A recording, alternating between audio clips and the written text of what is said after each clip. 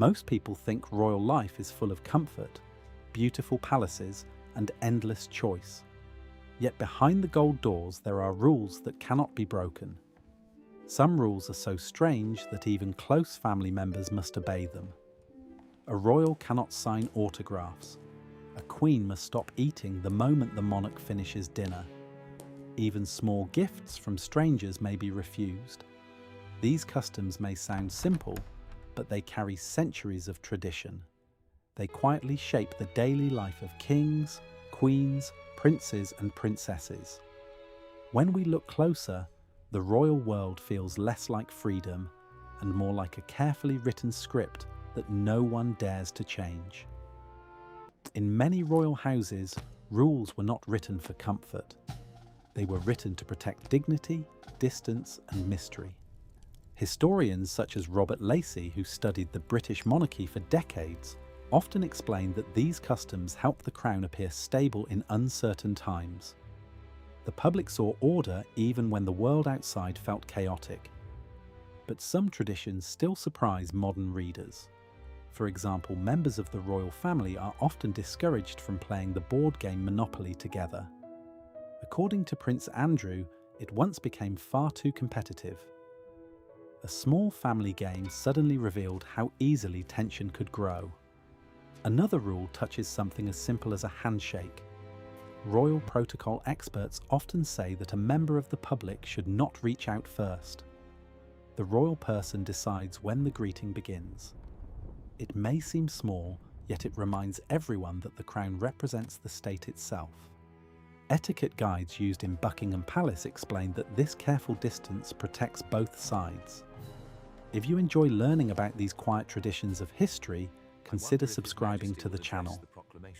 Many viewers tell us these stories bring back memories of earlier times when royal news felt like a window into another world. There is also the curious rule about clothing. Royals are expected to pack a black outfit whenever they travel abroad. This tradition became firm after 1952 when King George VI died while Princess Elizabeth was in Kenya. Before returning to London as the new queen, she needed proper mourning clothes. Since that moment, advisors insist that black attire must always be ready. It is a quiet reminder that royal duty never pauses even during distant journeys. Another custom appears during dinner. When the monarch finishes eating, the entire table must stop. Even if a guest has only taken a few bites, the meal ends immediately. Royal biographers say this rule developed during the long formal dinners of the 19th century. The monarch's schedule was always crowded. Ending the meal quickly allowed the evening to move forward. If you have ever attended a formal dinner, imagine how carefully guests must watch the pace of the ruler. Feel free to share in the comments whether you think such a rule would feel polite or uncomfortable. Travel rules can be even stricter. Two direct heirs are rarely allowed to fly together on the same plane. The reason is simple and serious. If an accident happened, the line of succession could vanish in one moment. Because of this concern, palace advisors often separate important heirs during major trips. According to several royal reporters, the young Prince William once needed special permission from Queen Elizabeth II to travel by helicopter with his father. The rule may sound cautious, but it protects the future of the crown. Then there is the quiet rule about public opinions. Senior royals are expected to remain politically neutral. They may meet leaders, open parliaments, and greet presidents, yet they rarely share personal political views. This restraint has guided the British crown since the 19th century. It protects the monarchy from becoming tied to one party or one debate. If you enjoy thoughtful history like this, you may wish to subscribe and join the growing community here. Many viewers say these calm discussions help them see familiar events in a new light. Another surprising tradition involves names. When someone meets the monarch for the first time, they should wait to be spoken to before starting conversation. The moment may last only seconds, yet the pause carries meaning. It signals respect for the role that the monarch represents. Royal historian Sally Beadle-Smith once noted that these quiet pauses create a sense of ceremony even in simple meetings. If this small detail surprises you, you are not alone, and we have only begun. Behind palace walls are many more customs that guide royal life every single day. Some rules are charming, others are deeply serious. A few may even feel difficult for the people who must follow them. In the moments ahead, we will continue exploring these unusual traditions and the history behind them. These stories reveal how tradition quietly shapes royal lives. Royal traditions often appear gentle on the surface, yet many of them are firm and deeply rooted in history. One such custom concerns personal signatures. Members of the royal family are strongly advised not to sign autographs for the public. At first, this rule may sound unfriendly, but there is a practical reason behind it. According to palace security advisors, a royal signature could easily be copied and used for forgery. Important documents might be imitated. Because of this risk, royals usually respond to requests with a warm smile instead of a signature. It protects both their identity and the official power behind their name. This rule can create unusual moments. Imagine meeting a prince or princess and asking politely for a signature, only to see them gently decline. Many royal watchers say this moment reveals the quiet balance between kindness and duty. If you have ever wondered how you might react in that situation, you are not alone. Feel free to share your thoughts in the comments. These small questions help us see royal life through human eyes. Another rule may surprise many viewers. When the royal family gathers for large events, certain seating arrangements must be followed with great care. The order is not random. It follows the line of succession. The people closest to the throne often sit nearer to the monarch. Even during family photographs, this careful order quietly appears. Royal historians say this practice has existed for centuries because it reminds everyone of the structure of the monarchy. A simple dinner table can reflect the entire future of the crown. Food itself also comes with surprising limits. For example, many royal advisors discourage eating shellfish during official trips abroad. The reason is not about taste, it is about health. Shellfish can sometimes cause food poisoning if it is not perfectly prepared. A small illness could interrupt an important state visit. Because of this concern, many royals choose safer dishes during travel. It is a quiet rule that protects busy schedules and public responsibilities.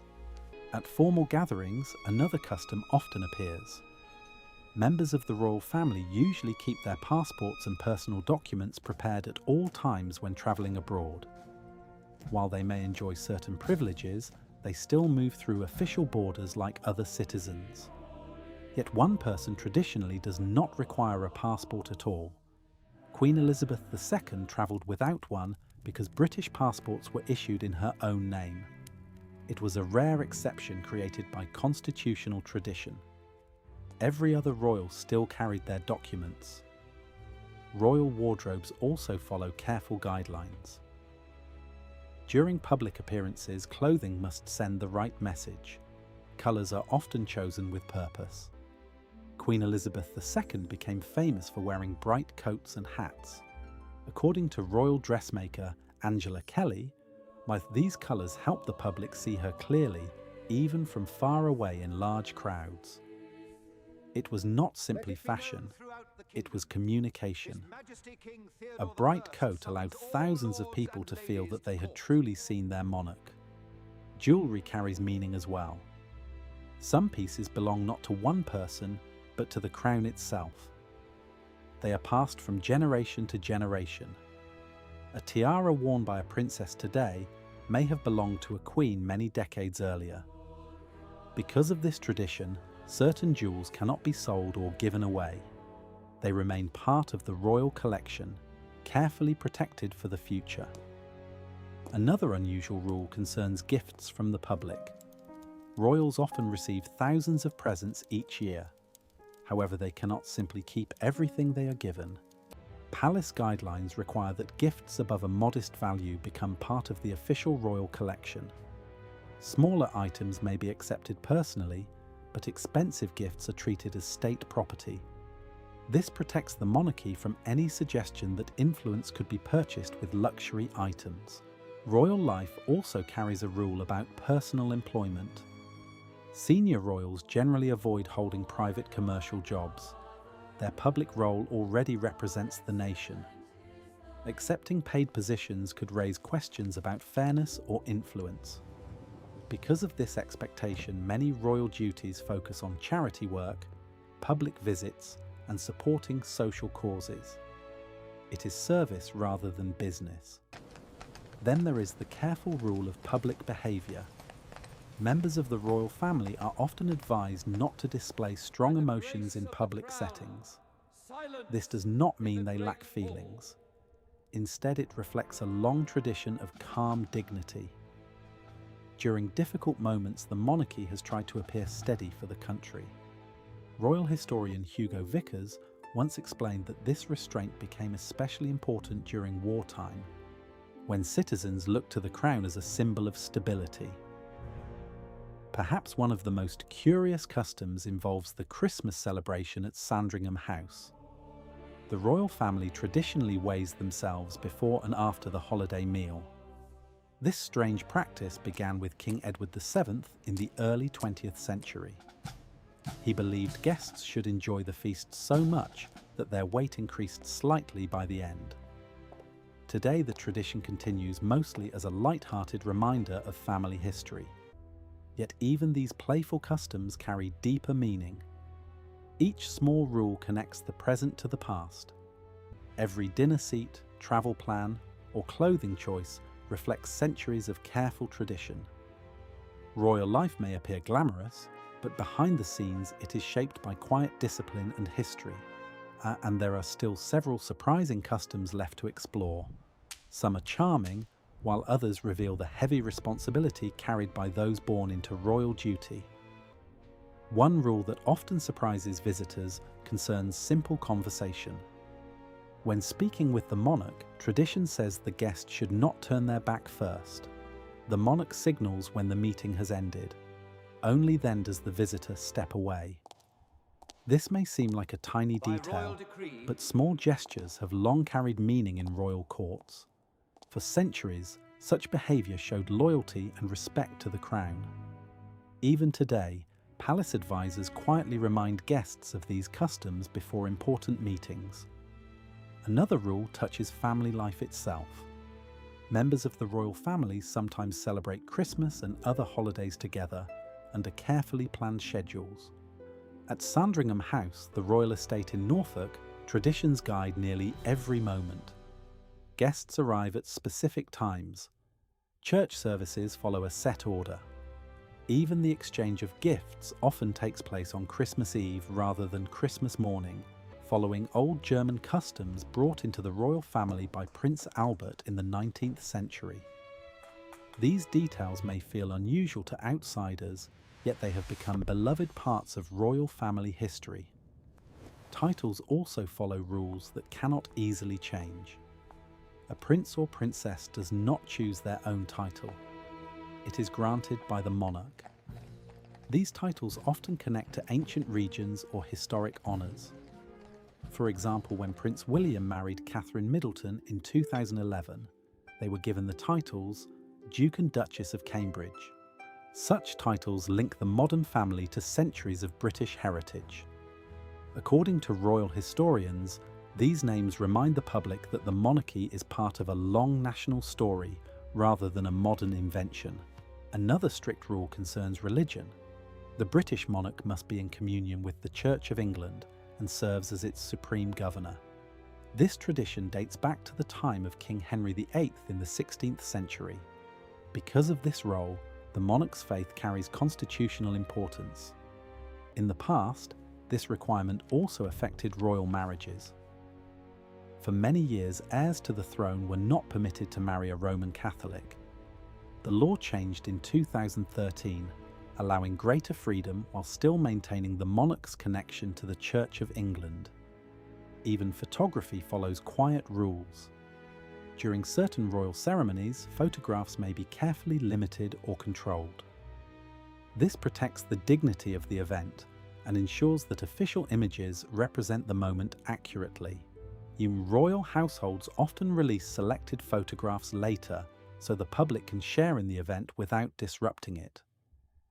In earlier centuries, painters held a similar role, capturing royal ceremonies through portraits rather than cameras.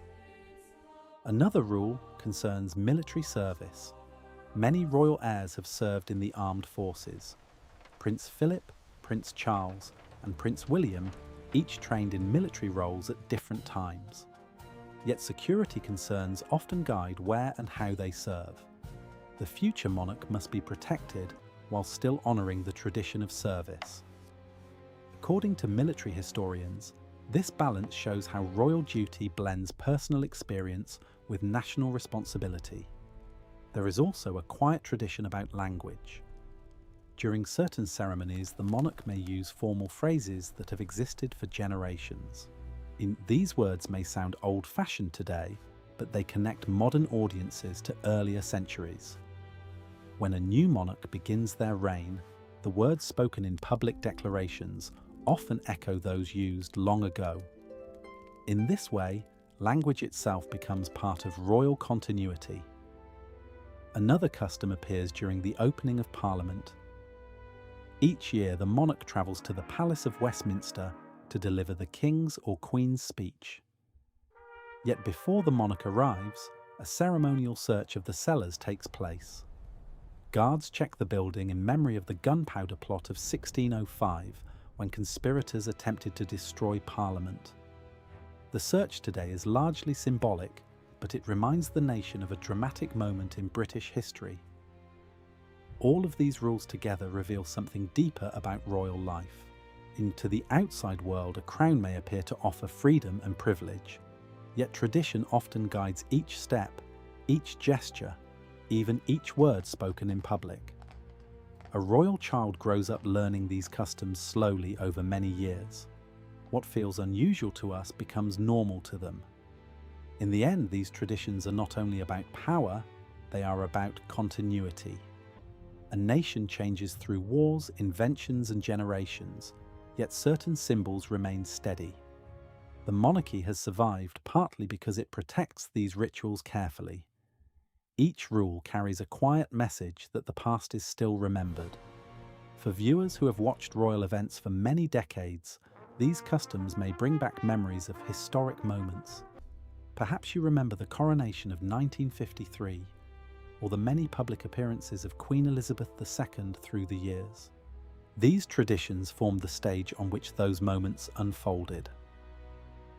When we look beyond the glitter of crowns and palaces, royal life becomes something more thoughtful. It is a life shaped by history, responsibility, and centuries of careful tradition. The rules may seem strange at first, yet they remind us that the story of the monarchy is also the story of time itself, quietly moving forward while still holding on to the past.